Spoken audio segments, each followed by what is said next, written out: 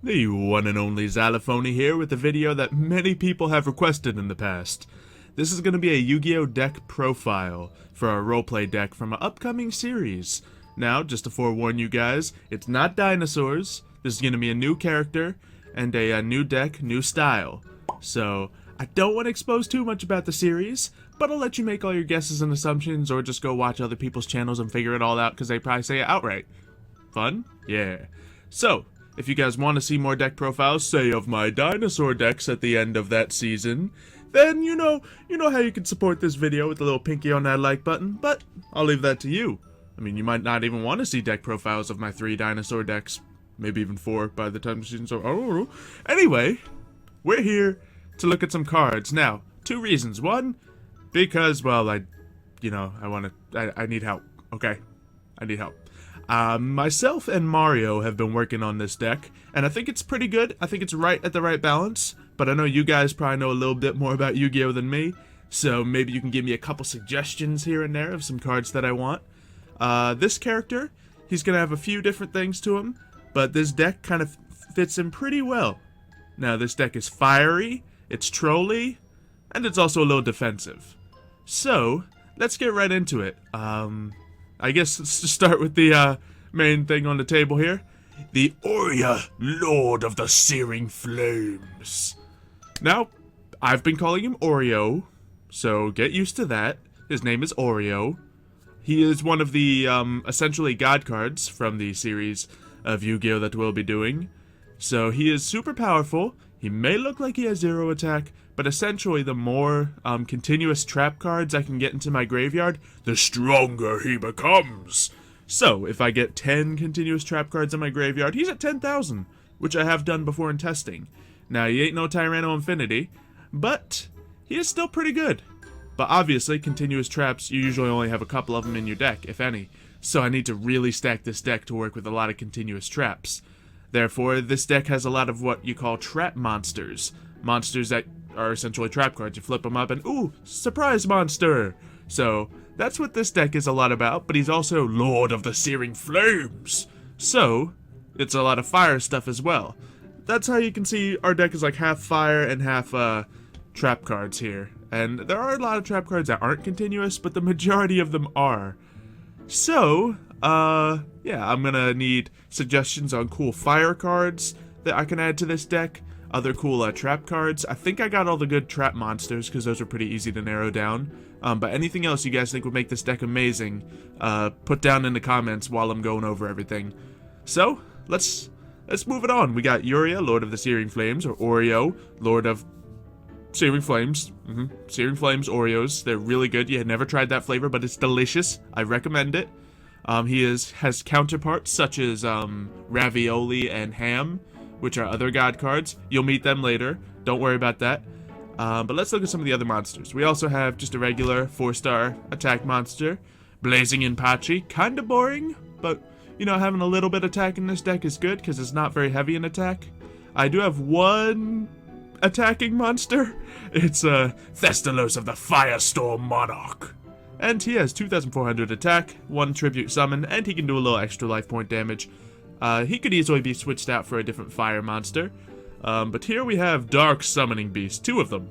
These guys essentially help me get URIA either to my hand or to the field. If I can get this guy onto the field, I can switch him out for the dragon himself, the Lord of the Searing Flames, or if I get him into the graveyard, I can bring him to my hand.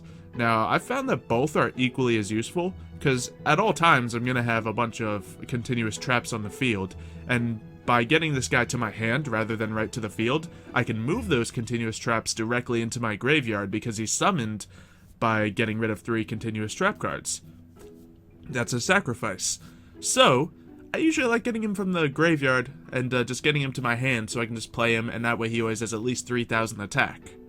So that's pretty good, and usually by that moment he'll have 5,000, while if I just put him out on the field at that moment, he would only have 2,000.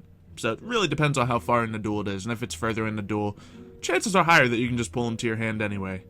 But anyway, next up we got our boy Time Wizard. Now Time Wizard, he's not a trap and he's not fire, but this deck also has a third dynamic to it. It's just kinda trolly, and there's a lot of just like coin flipping and dice rolling that has to do with it. I was almost considering making this deck instead of half fire, half just a gambling style deck with just a bunch of coin flips and dice rolls and stuff like that. But that would be very difficult because I have a deck that does that. It's just not very good. It's fun. It's just not very good. So just to balance it out, we're only doing a little bit of coin flippy luckiness. So time wasted, you all know what it does. Flip a coin. If you get it right, you destroy their monsters. If you get it wrong, you destroy your monsters and take a lot of damage. So it's a risk. Next up, we have the Flaming Pyro Hand, or the Fire Hand. I didn't even get the name right. Well, now the Fire Hand is good because it has some decent attack, but also when you're fighting things, if they destroy it, I can destroy something on their side of the field. A monster, that is. So that's good. Obviously, it's a decent fire monster to have here. And I also have a water monster, the Ice Hand. Just to be a counterpart to the Fire Hand, this destroys spell and trap cards, which is kind of useful because I don't have a lot of things that do that. That's incorrect. I do have a few things that do that. But anyway, yeah, with these guys, I can do that. Now, I would put another Fire Hand and another Ice Hand in this deck because they're just so good. But I think at that point, it's a little too good. Because once again, this is a roleplay deck. We're not trying to win fast or anything. We're not trying to make our opponent have a bad time. We're trying to have a good, fun duel that has back and forth and is entertaining for you guys. So we have 2 of each of those guys, just so we can get them to flip out, but we're not just constantly switching between the hands and really annoying our opponent. Now, from our Jirac deck, we do have one guest gracing our presence, the Jirac Velo. Now, there's probably other monsters that have similar effects. In fact, I have one in this deck. But the Jirac Velo, when he is destroyed, I can bring out another Jirac Velo, and then another Jirac Velo, and then once he's destroyed, I can bring out a Jirac Terra.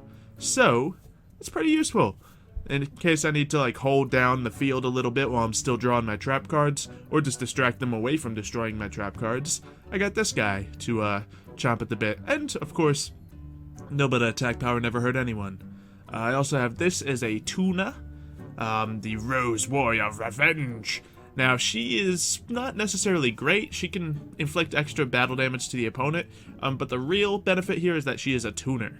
So that will let me summon all these lovely synchro monsters out. So I guess we'll get to those guys last, because they're not super important for this deck. It's really all about the Oreo, but we're going to continue anyway. We got the UFO Turtle, which is essentially the same as Jirac Velo, except when you bring it out, it has to go into attack mode. And then, so you get a little bit extra life point damage done to you. But it can also be any fire monster. So I could potentially... Oh man, I can't even bring out the Fire Hand. Darn it. But yeah, I can bring out the Terra if I need to. I can... Yeah, it's really only one of these 3. Oh well, but yeah, it just helps me bring out more monsters faster, and I can place them down in defense mode. Just extra walls of defense here. We have the Jirac Terra, which you've seen before. They attack me, they're in for a surprise, they go right back to their hand, or their extra deck, depending on how they were summoned. We have the Foxfire, which, this guy's cool. He looks really weak, but when you destroy him, he just comes right back to the field from the graveyard. Now, I can't sacrifice this guy for anything, which does make him a little bad, but he's kind of adorable, and I always need to have at least one really weak card in my deck. So, and plus, another wall of defense. You can kind of see the theme building up here. I want to be able to survive long enough to get my Oreo out onto the field. Now let's get to like the 5, 6, actually no, I have 7 spell cards now. Look at that! Look at that! Why is it these rules now? Let's go with that. Yeah, now I'm legal. We have the Pot of Greed, that is now allowed in this season. That is coming up well, I accidentally exposed that it's a season. Oh well. Yeah, but Pot of Greed, draw some more cards. Pot of Avarice, I can get some monsters in the graveyard back into the deck. Really, this is mainly planned out for the, where's my boy? Yeah, the Oreo. In case he goes to the graveyard, I can bring him back, and then probably summon him again, easy enough. And it can also bring the Fire Hands and all these guys back as well. I don't think I'd ever want to bring the Dark Summoning Beast back, but for example, I could put those back in my deck if I want to. In fact, might be doing a little bit of deck editing right now. Let's see. 5 cards, and shuffle all of them into the deck. Kind of prefer to use this, because then I can get some of my traps back into my deck, or spell cards even. Yeah, we're going to switch that out. More traps. Now, as you can see, there are some blazing weaknesses to this deck, but I'm not going to say them all. You can figure it out on your own. We have our Fallen Paradise, which is a field spell. It essentially is just a very overpowered card that only works when I have Oreo on the field. It lets me draw 2 cards every turn that he's on the field, so imagine a Pot of Greed every turn. And it also makes it so he can't be directly destroyed by card effects. So you kind of have to either get through the Fallen Paradise, then get through him, or just go outright attack power, which if I'm playing right, is going to be difficult. We have Twin Twister and Mystical Space Typhoon, just to get rid of trap and spell cards that are getting in our way. Oh yeah, Oreo also has an effect. If the enemy has a set spell or trap card, I can just straight up destroy it once a turn, so that's handy. So I'm not going to get Mirror Forced with this guy, most likely. I have Graceful Charity, which is good for 2 reasons, of course. I always prefer Graceful Charity to Pot of Greed, just because Graceful Charity, I get to pick the cards I want after I draw 3, and then I discard 2. Those could be the Dark Summoning Beast, so I could bring Aurea to my hand, or those could be something else handy to have in the graveyard. Now, this deck isn't super powerful from the graveyard or anything, but Dark Summoning Beast is one example of that. We have our Circle of the Fire Kings. This, I can switch out, say I have the Foxfire on the field, I can switch him out and get a Fire Hand instead. It's essentially a Monster Reborn, but I have to sacrifice a Fire Monster, pull out a Fire Monster. In fact, I can use this to bring out this guy. Now, I can't bring out this guy with Monster Reborns and Fire Cycles and all stuff like that. Man, I don't even have a Monster Reborn in this deck. It wouldn't even be super good, but it's a good card. I might try to keep that. I'm gonna keep that out of my deck. It doesn't fit the theme. Yeah, no Monster Reborn. Yeah. But yeah, this is pretty much our way of still getting monsters out of the graveyard. It could be the tuner monster as well. So, it's handy. Now getting on to our traps, which as you can see make up about half of the deck. Now here's probably the best one. I was easily considering putting 2 of these cards in the deck, but once again, I think that'd be too annoying, too overpowered. This is face-up continuous trap cards cannot be destroyed, except Imperial Custom, which is this card. So yeah, that would make all of my trap monsters immune to being destroyed, all of my continuous traps immune, until you destroy this guy. Imagine if I had 2 of these on the field. Or just had 1 to back it up. Yeah, it's a really good card. It makes half my deck immune. We have Raigeki Bottle, which isn't quite as good as a normal Raigeki. Raigeki is obviously one of the most overpowered cards in the game. This one is continuous trap. I play it, and then if I attack 4 times while it's on the field, then I can trigger the Raigeki effect whenever I would like to, and then the card is sent to the graveyard. So, it's still pretty good. It is definitely one of the weaker cards, I would assume, because normally when you want a Raigeki, it's when your opponent has the advantage, not when you have the advantage. And with this deck, once I get the advantage, it usually stays that way, but you never know. I also have Shadow Spell, just to help stop the opponent and defend myself a little bit. Continuous Trap. I'm not going to say Continuous Trap with this, because I think the majority of them are. Yeah, there's all but a couple that are Continuous Traps here. We got Fairy Box, which has quickly become one of my favorite. Fairy Box, I have to pay 500 life points a turn, so it's a little steep, but in return, we flip a coin. Hold on. Got a coin? We flip a coin. And if it's heads, well, I get to call it. If it's heads, if I call it correctly, the opponent's attack points come to 0.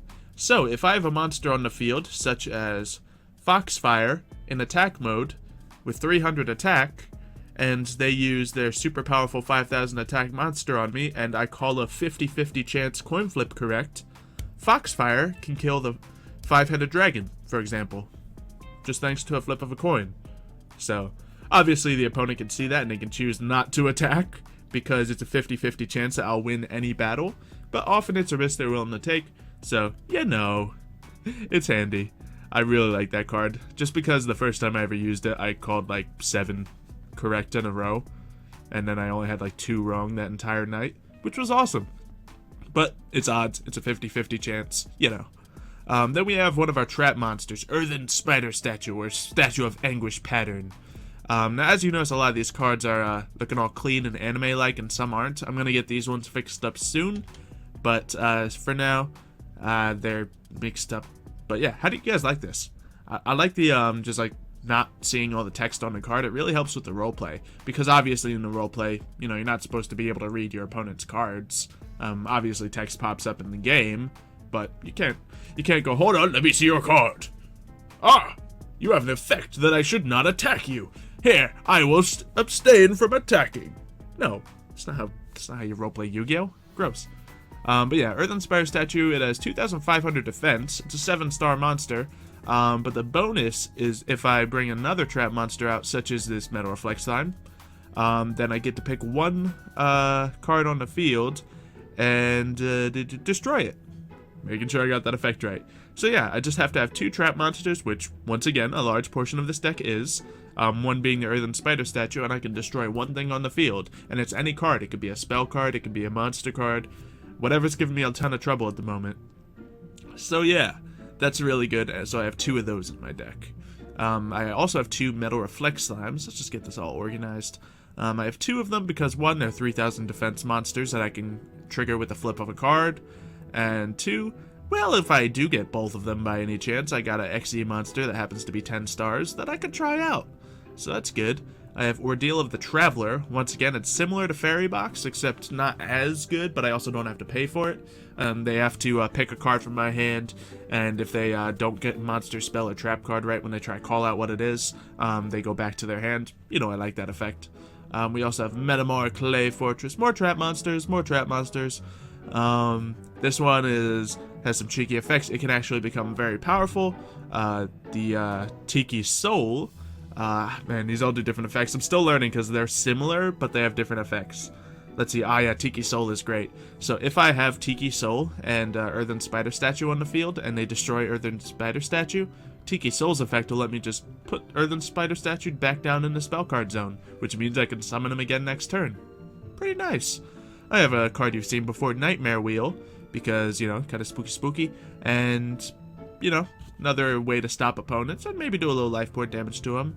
I got Xing Zhen Hu, which lets me pretty much block 2 set spell or trap cards on the field, and those zones can't be used for the rest of the game, really limiting how much traps and stuff my opponent can use. I have, you know, I'm going to get to that card later. I have Ultimate Offering, which lets me summon a monster just by paying 500 life points. So if I want to get some extra stuff out to get a quick synchro out, I can do that. I've actually never gotten to use this card yet. In like 10 practice duels I've done, I've never drawn this card. It's really weird, but I will soon. We have Royal Oppression, which is hilariously good. Now, it can be very bad for me. Either player, so they can use this effect too, can pay 800 life points to negate a special summon. So this is a card I play when I already have something really strong on the field. If I already have Uriel on the field, I play this. Then they can't special summon a monster. I just pay 800 life points and I'm like, nope. So it's usually pretty handy, because if you see them about to pull out something really powerful, just stop it, and they are destroyed. So that's handy. We have another trap monster here. This one's also a tuner, fire, 1 star, nothing too crazy. We have this another tuner trap monster, but it's 2 star. We have this guy, he's a 5 star, but he has 1900 attack, and he cannot be destroyed by battle. I was thinking of putting 2 of this guy in the deck, but once again, that's pretty strong. We have Call of the Haunted, which is, okay, no, never mind, this is our Monster Reborn. This is a continuous trap card that's essentially Monster Reborn, but I can only bring something back from my graveyard, which honestly isn't nearly as good since I don't really have anything that good to bring back. But, you know, once again, a Fire Hand or Thestalos or, you know, Direct Vela, whatever is most appropriate at the time. We also have Swamp Mirror, which is another trap monster. Tiki Curse, which is another trap monster, but this one, if another one of my trap monsters is destroyed while this guy's up, I can destroy them. So as you can see, if I can combo like Tiki Soul with Tiki Curse and Anguish Pattern and all that, if I get some combos of these guys up, I can make it really difficult and annoying for my opponent. I have Needle Wall, which, you know, 1 in 5 chance, once again a dice roll, that our opponent's monster will be destroyed. Depending on what slot they are, obviously the more monsters they have, the easier this card is to work with. And then finally we have Mirror Force, because I didn't know any creative Mirror Force to put in this deck. Obviously it's fire, so I'd love to put Blazing Mirror Force in here. But I also lose a lot of life points already, so I don't want to cut my own life points with Blazing Mirror Force, because I gotta pay for the fairy box, I gotta pay for the Royal Oppression, and I also gotta take some damage when having like my Velo and UFO Turtle out, so I don't think Blazing Mirror Force is the right call here. We just got a regular Mirror Force. Now finally we have our Bottomless Shifting Sand. This is a card that just stalls out the game, and it's not a good card, but it changes the entire dynamic of the duel. It turns it into a very strange game. Now this means on the field, when this card is activated, the monster with the highest attack point is destroyed. So at a certain point, all of the monsters on the field will be either face down or destroyed, and neither player will be able to get any power growing on the field. This slows down a duel a lot, but in this case, if I have it on the field, then by the time I get URIA, I can essentially get rid of this card and it will no longer be an issue. So it is slightly in my favor, but it does change the dynamic of the duel. I don't want to use this card every duel, not at all, it's annoying. But for a couple duels, I think it'll be fun to watch, just because it shifts everything so strangely. And then I have a bunch of Sync, Grow, and Xyz cards here. None of them are too crazy important, just things that I can get out every now and then. To be honest, I haven't experimented a ton with these guys, just because it's kind of difficult to get them out with only 2 tuner monsters. Actually, I got 3, but I got this one, which has good damage, blah blah blah, this one, which can stop opponents from special summoning more monsters. This one I've actually used the most, Crimson Blader. I got this one, Brotherhood of the Fire Fist, which is new, I haven't used it at all yet, but 6-star. This one's 7-star, Ancient Flame Veil Deity, which, honestly, I don't know these effects, I'm just reading them to you, so I'm gonna let you read them yourself. You can pause the video and read them if you would like to. We have the Black Rose Dragon, which isn't the best for this deck, but it can help a little bit. We have our Red Wyvern, which is also pretty handy, 6-star. We have our Lavo Dual Slasher, also haven't used him yet, but this is probably the easiest one to summon. We have this guy, which is not that great, but, you know, if I can bring him out, why not? We did bring our Evilzar Lagia from the Evilzar deck, just because I can get him out with this card by using either, you know, actually no, I can only use it with Dirac Velos, but, you know, he's a good card to have. I can cancel a special summon or activation of anything, and he's a decent attack monster. We have Inferno Flame Vixen, which can also be pretty good. We have Hazy Flame Bacillid, I don't know what that does. And then this card, Sky Palace Gengaridai. It can only be summoned when I get rid of 2 Metal Reflect Slimes, but once again, I can, and then bring out a card with 3,400 attack points. So it's a pretty good trade if I ever do happen to get those 2 Slimes. Now, I was considering running this card, Super Dimensional Robot Galaxy Destroyer, but the only way I would be able to run that is if I get lucky and have 3 Metal Reflect Slimes, which wouldn't be bad, but I don't want to do that, or sacrifice URIA. So, I don't think I want to do that, and bring out this guy. He's really good. He can, like, destroy all spell and trap cards on the field, but I don't think I'm going to do that. We also have this card, which, oh yeah, it's a number card. I don't think I'm going to use this one, but I wanted to leave it there so you guys could see it and let me know what you think. Yeah, and then we have the number card I think I'm going to go with, the Crazy Box. The Crazy Box isn't good. He's just hilarious. If I have to roll a die again, and if I roll a 1, I just rolled a really good number, I half my own life points. If I roll a 2, it's a positive. I get to draw 1 card. If I roll 3, my opponent has to discard 1 card. A 4, I can negate the effects of 1 card on the field for 1 turn. So, 2 positives. Actually, that's 3 positives, 1 really bad negative. And then 5 is the main positive. Destroy 1 card on the field, so it's great for emergencies. And 6, destroy this card.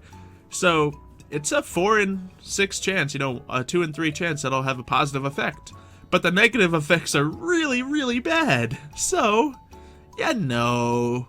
Crazy Box. He also can't attack, but he has a ton of attack points, so he can kind of hold down the field if he has to.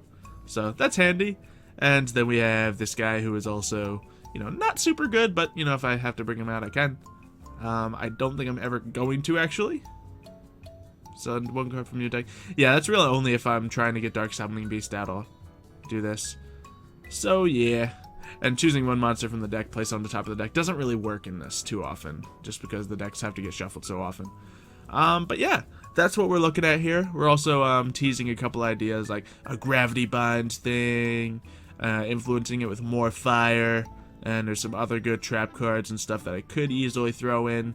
But really the main decisions are, you know, if there's better fire monsters I can grab, if there's some other cool continuous trap cards I can grab, and if there's better Xy's and Synchros, once again, aren't really the bulk of this deck, but maybe I could get some more tuners. And yeah, that's pretty much it. Oh yeah, and what number card I want, because obviously it's roleplay, so the way we run it, we can only have 1 number card in our deck. Crazy Box, I'm feeling for him. I just love this card. It's stupid. I love it. But once again, you know, Volcasaurus is possible because I can bring him out. I got Dark Summoning Beasts, I got Abyssal Stingray. Obviously, if I made Volcasaurus my card, then I would put an additional Abyssal Stingray in there so I could bring him out.